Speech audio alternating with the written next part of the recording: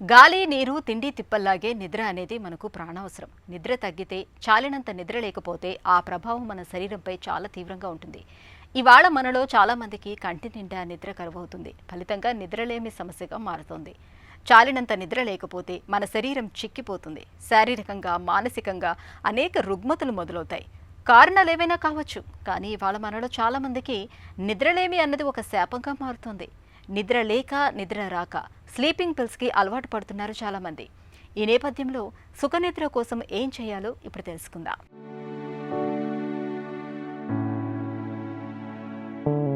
నిద్ర అలసిన తనువును సొలసిన మనసును సేదదీర్చే సంజీవిని. చిక్కులు చికాకులు బాదరబందీలన్నింటినీ మాయం చేసే పరుసవేది.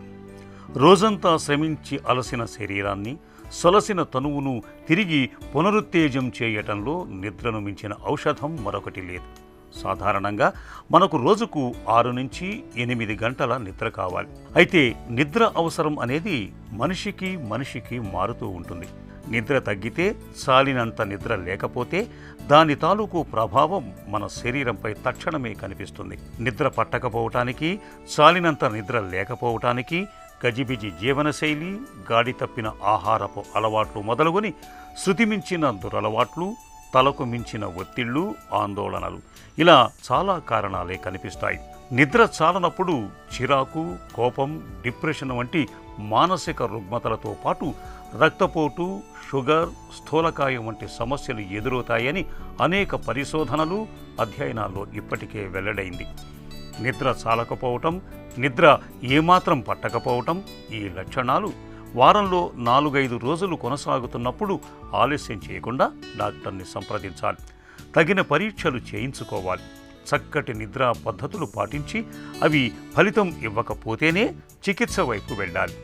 ఇక కంటి నిండా కమ్మగా నిద్ర పట్టేందుకు జీవనశైలి అలవాట్ల విషయంలో కొన్ని ప్రత్యేక జాగ్రత్తలు తీసుకోవాలి. రోజు ఒకే సమయానికి పడుకోవాలి.